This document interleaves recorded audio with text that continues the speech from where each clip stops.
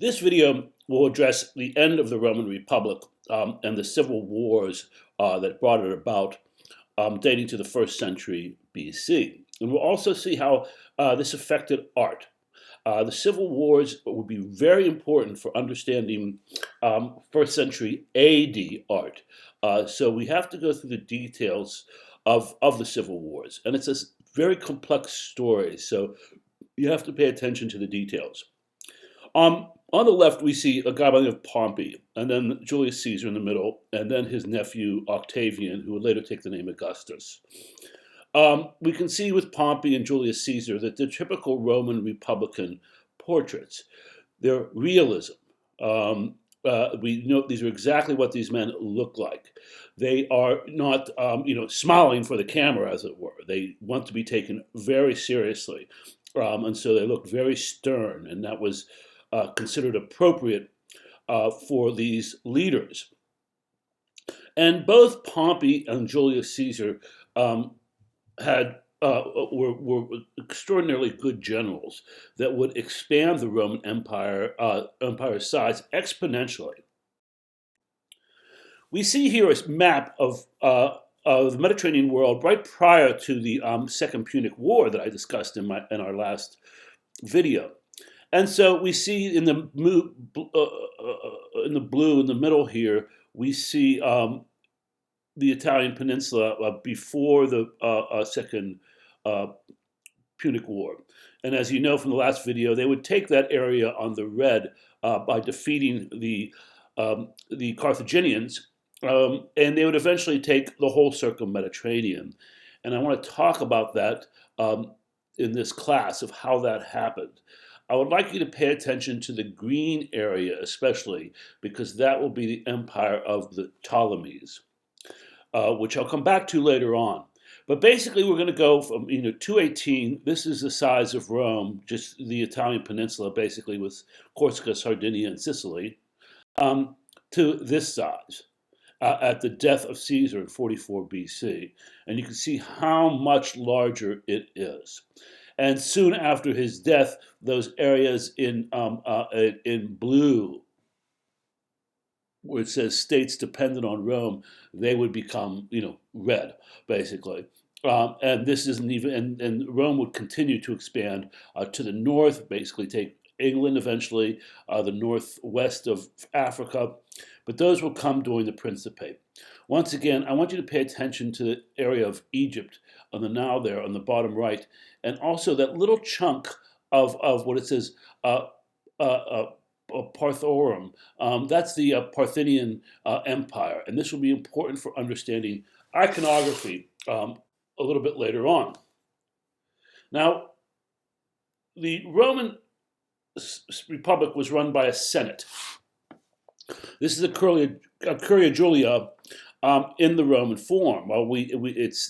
It still stands. We can see the brickwork there. It's the building with the three windows in the center. The structure to its left is a later structure. The Roman form is a hodgepodge of buildings of different dates, from the Roman Republic up to Mussolini, basically. So it's there's a complexity to it. But I will talk about the Roman form more in a later class. But Rome was run by a senate, and these were basically the patricians, the oldest men from the wealthiest families and the oldest families. Not really a democracy, but then again, not a dictatorship. The republic was run by an oligarchy, and votes had to be taken. And the Roman armies were basically private affairs. They had to be funded by their generals. They would go and conquer areas. They would wipe out the conquered areas' treasuries and make them, as conquered areas, pay them tribute. But most importantly, as I mentioned in the last class, they took a lot of slaves in the process. And slaves made lots of money for the Romans. And it also gave them free labor, which helped them, people become quite wealthy.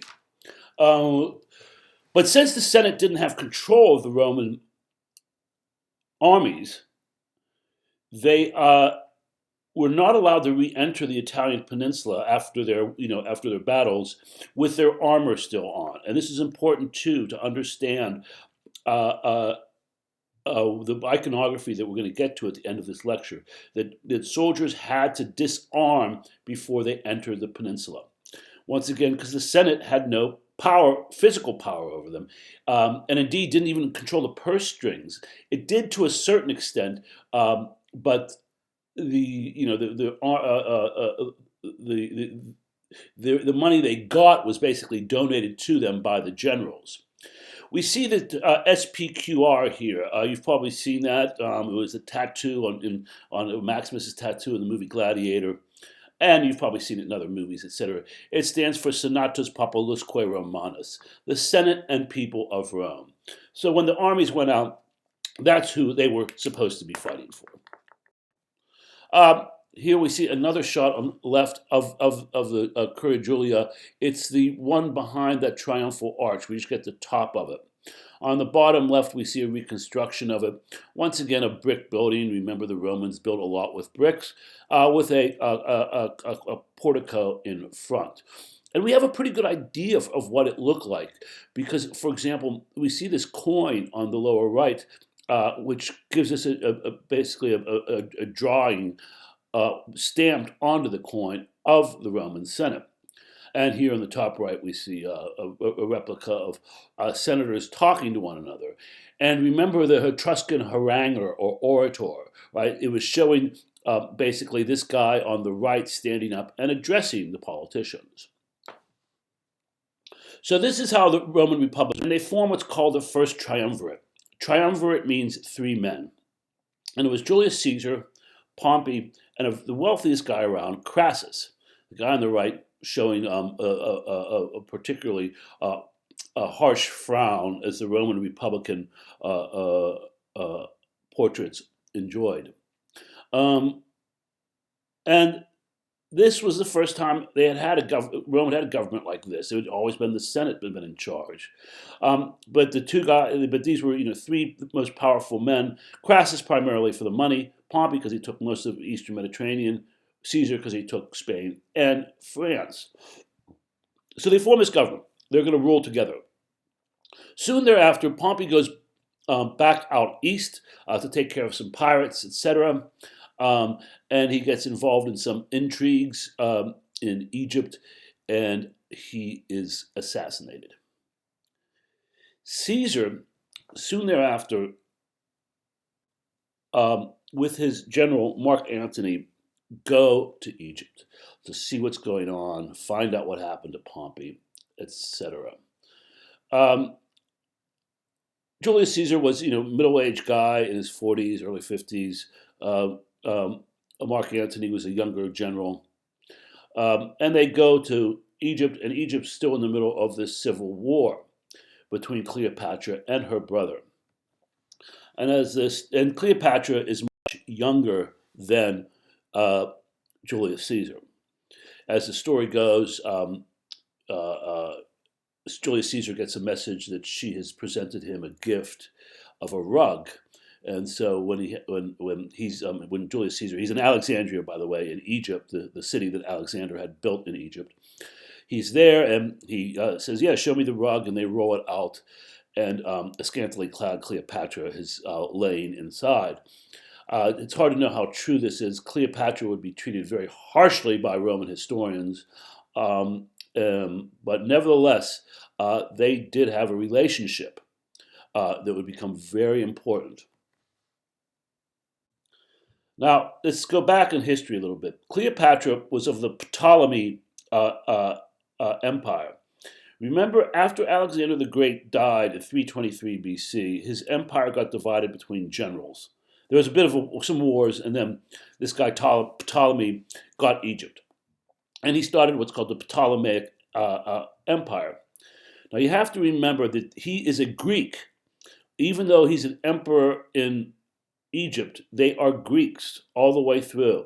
And the last of the Ptolemaic pharaohs, literally, would be the very famous Cleopatra.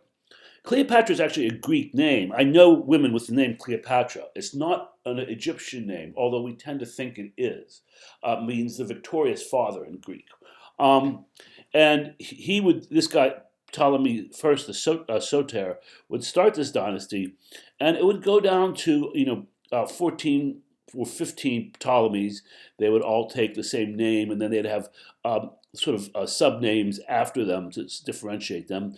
But for our purposes, we'll just talk about first, and then we're going to talk about the 13th and 14th, etc. Moreover, there had been many Cleopatras before the very famous Cleopatra, Cleopatra the Seventh. Cleopatra was a very astonishing woman. She was very well educated. She was a great supporter of the arts and of education. In Alexandria, there had been established the Alexandrian Museum and Library. Museum at that time meant something different than what it means now. At that time, it meant a place where scholars could go and study and let the muses inspire them. Right? The ancients thought of muses as the people that made them, write music or do science. The humans were just vessels, and the muses came in and inspired them. Um, and she was very much uh, in support of this institution. And at the same time, though she was Greek, she would take on many Egyptian attributes. Here we see a stele on the left, and she is shown sitting as a pharaohess with the crown of Hathor on her head, and on her lap is a young boy, and that young boy is Caesarion, the son that she had with Julius Caesar. Now you might notice the similarity of this guy's name and a Caesarian section. That actually comes from the birth of Julius Caesar, where his mother had to bear him that way, and so that's where that term comes from. And I just want to point out there's another Egyptian stele on the right um, with Cleopatra's name in it. There's a lot of depictions of Cleopatra in Egyptian art, and indeed her son as well. We also see this nice painting from Herculaneum. We'll talk about this site later. It's right beside Pompeii, and it gets covered over with the eruption of Vesuvius about 130 years after the events I'm talking about today. I'll spend a lot of time talking about that. We see her as a very beautiful young woman, painted in white as in the Egyptian gender colors. Men would be in sort of red and women in white, and she has this nice hair. Not bandana is the wrong word, fillet, I'd say, on, and wonderful earrings. She was famous for her red hair, which many of the Macedonians from which she was a descendant did have. Notice on the up top of her head, a little bit to the right, those white dots. Those are pins of pearls that she put into her hair.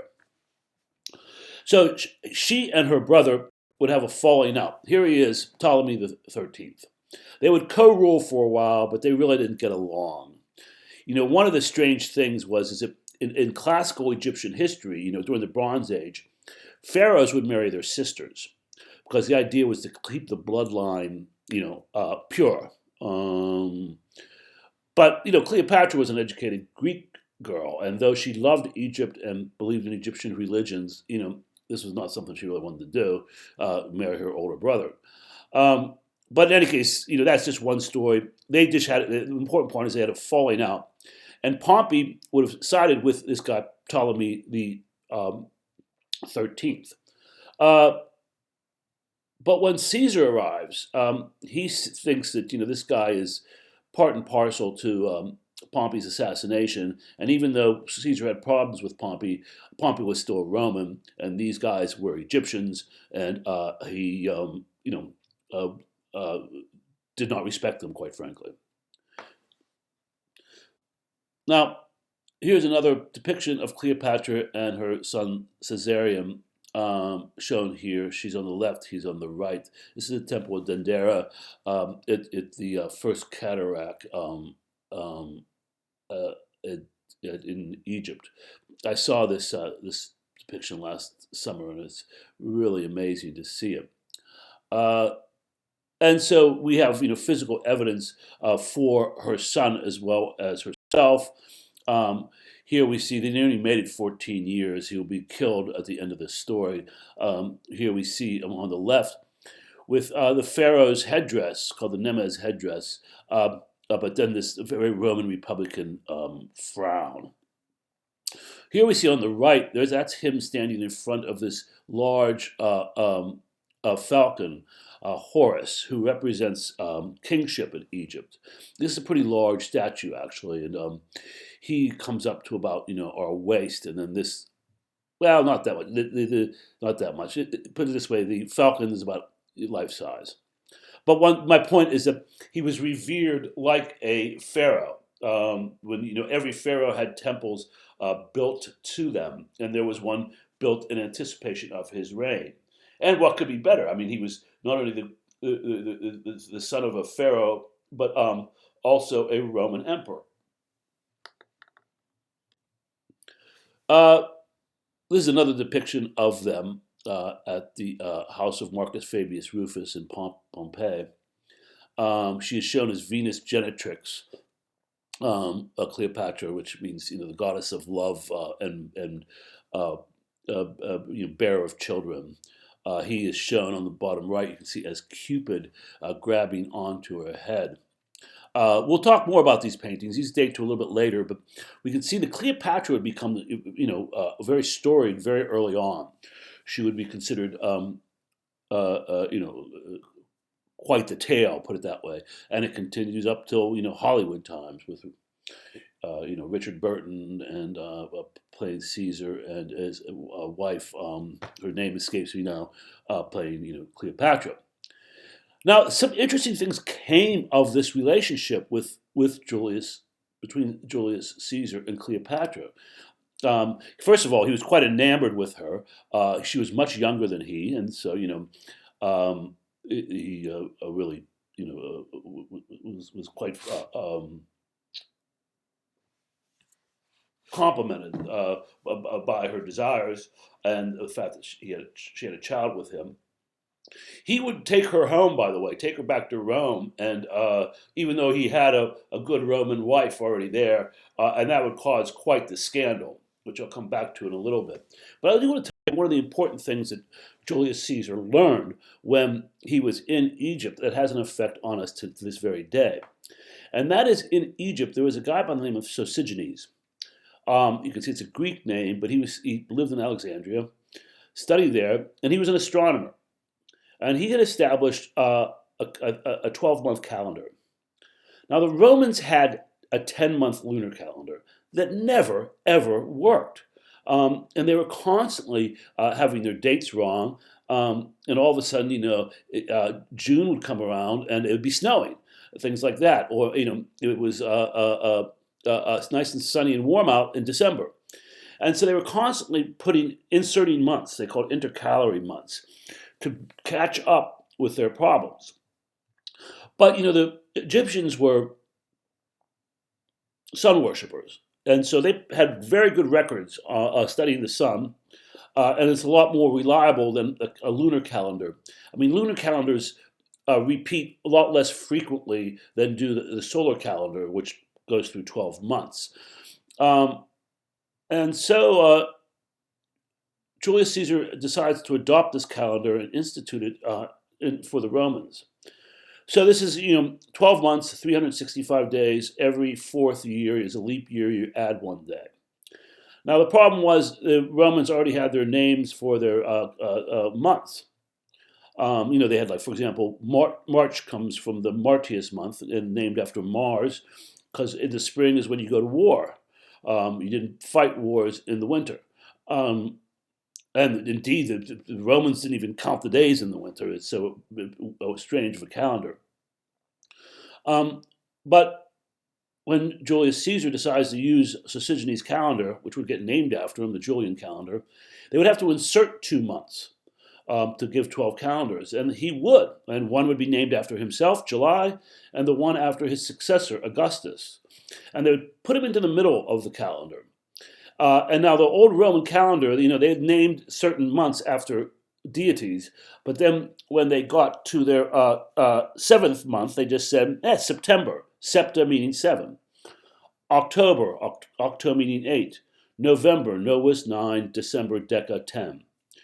But when they insert these two, the meanings of those months get pushed off. And so now the December is the 12th month and not the 10th month. November is the 11th month and not the 9th, etc. And so that's how we ended up with the calendar that we have.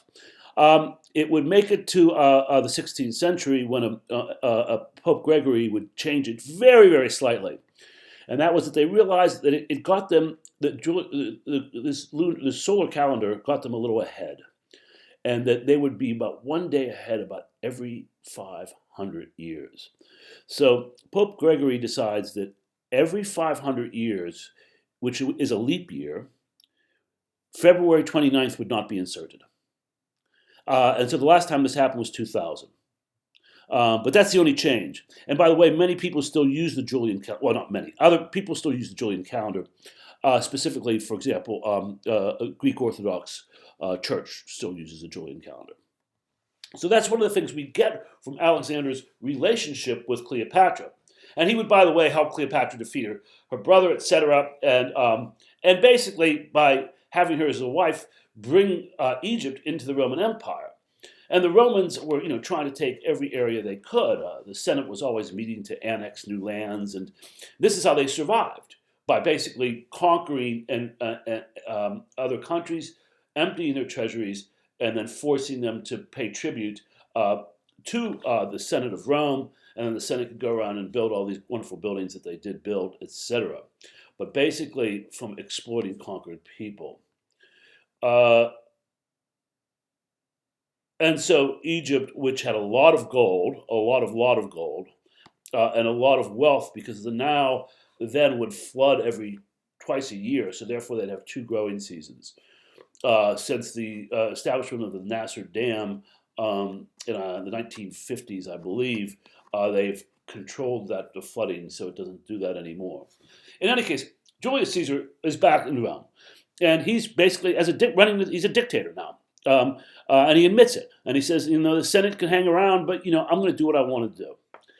And a lot of the senators are pretty upset about this, and they feel it'll bring about the death of the republic, and they were right. And so on 44 BC, in the Ides of March 15th, Julius Caesar goes into the Roman Senate and announces, or he's giving a speech, not announcing anything, but he's going to give a speech.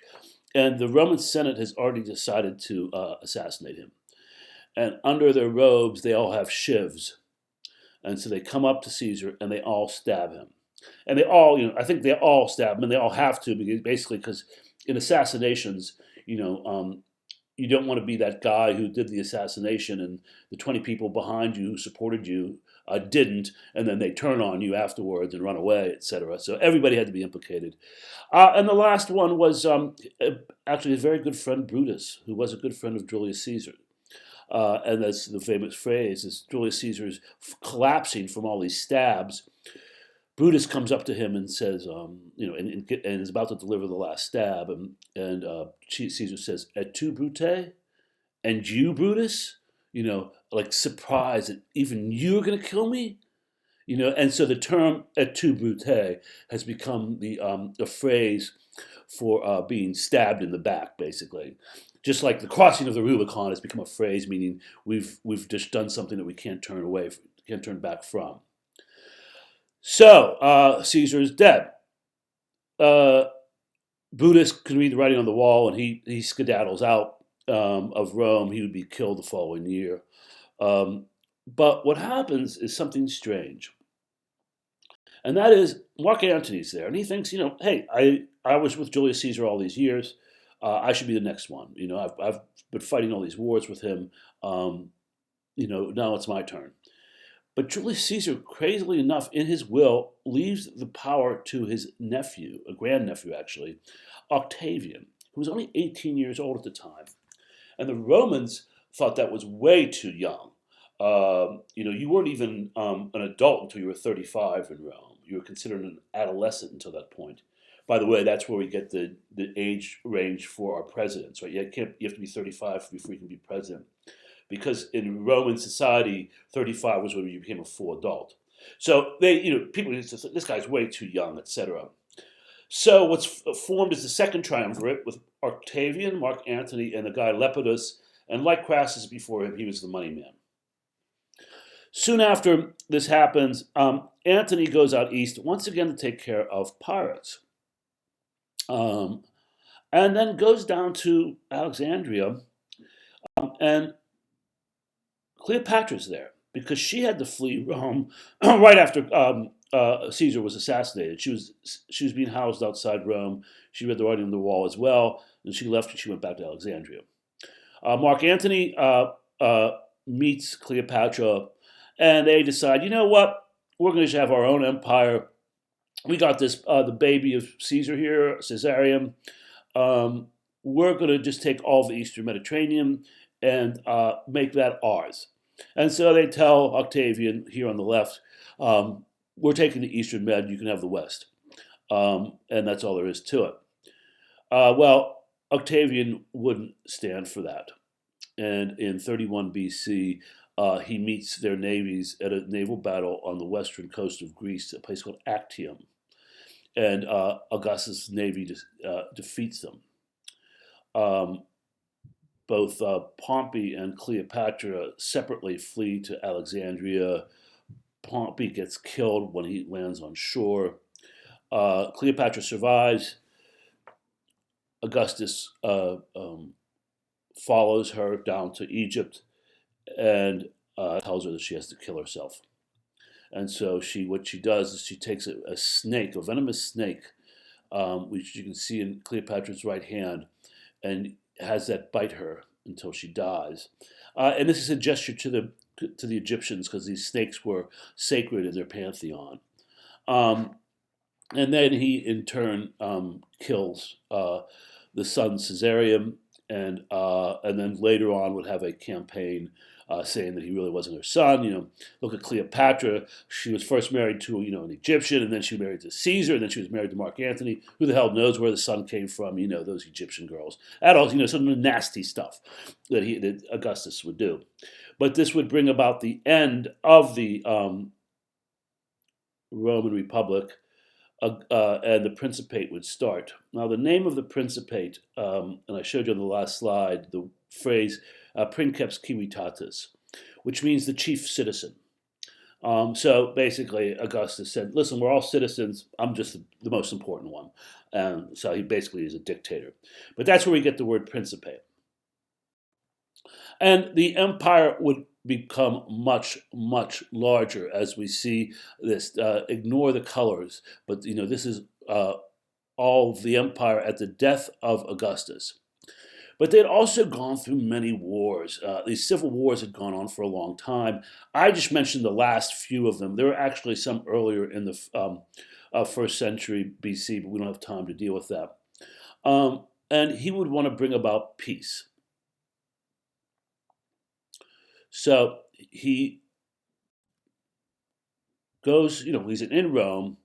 He declares himself emperor for life. He changes his name from Octavian to Augustus. Augustus just meaning the same thing it means in English to be Augustus, means to be very serious and sober and profound. And he has this statue made of him, which incorporates all the iconography that it has all these ideas I've just discussed and these facts I've discussed in them. And as you can see, it was discovered in 1865. It's thought to be based on a bronze of him around 20 BC. Now, this statue is really interesting because it incorporates a couple different things. First of all, we can see the walking contrapposto that we saw in the Doryphorus by Polyclitus, shown here on the left. And Augustus is adapting this Greek art to his own. And as we'll see, it's more Greek than, I shouldn't say it's more Greek than Roman Republic, but it wouldn't be severe in its realism as Roman Republican art. And then he adds with that some Roman or Etruscan postures, like the posture of an orator that we talked about with the Etruscans. But then we see him on the right. He's combining those two things, but he's wearing a military outfit. And the strut is of Cupid riding a dolphin. Here we see on the left a hypothetical painting of the statue. Now, on the right, we see the raised arm. So he's addressing the Senate, but he has military regalia on. So this idea of not re-entering Italy, the armed forces cannot enter Italy, is gone. And not only is it gone, he's addressing the senator as a military man. And it would be not lost on any of them that he took this orator's pose that is supposed to be a civilian, and he has put himself in military outfit. Now, we can see once again the contrapposto, the weight on his right leg, the walking contrapposto, not just the contrapposto. The Cupid riding the dolphin. Now, this is a reference to the goddess Venus. Venus was born in the ocean, and we all know that Cupid was her assistant. We can see that here. I'm going to talk more about this in the next video where I talk about Augustus' propaganda. But he would change the stories of Romulus and Remus and tell a story about this guy by the name of Aeneid, who was descended from Venus. And as I'll explain later, Augustus would say he was descended from Aeneas, so therefore he had a deity's blood in him, and nothing justifies you being a ruler than having God's blood in you. What more do you need to be a ruler? But I'll come back to that strut later on. But I want to look at the cuirass, the breastplate. It's very interesting because what we see, I'll talk about the center in a moment, but what we see on the bottom is Gaia, Mother Earth, and she's reclining there, and she holds a cornucopia with fruit in it, showing wealth and fruitfulness and bounty that we get from the earth.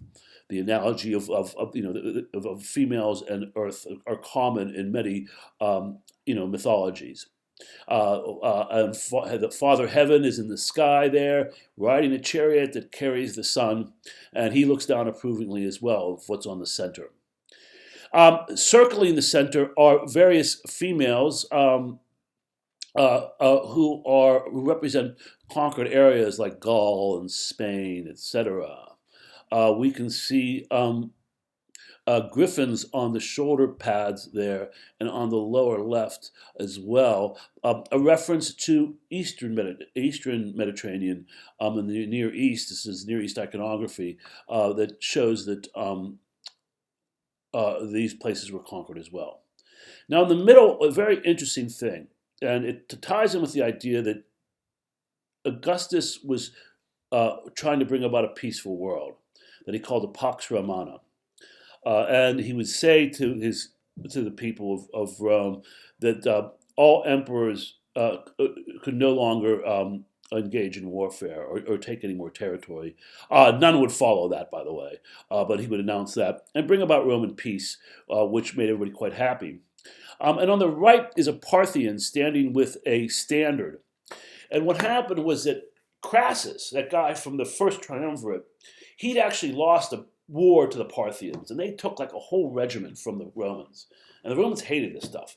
And they especially hated the standard of the arm of that given division or regiment, what have you, battalion, was taken from them. So he negotiates a deal with the Parthians, and he's shown on the left as in Roman military garb. And he says, listen, just give us back the standard, and we'll call it peace. And that's what's shown here in the middle. Him making peace. Father Sky and Mother Earth gaze upon him approvingly. These conquered areas surround this area represented by women with their heads down and showing the whole history that led up to that moment. So with that, we will go into the Augustan era, into the Roman Principate, and in the next lecture, I'll talk about the propaganda of the reign of Augustus and the beginning of these Roman emperors.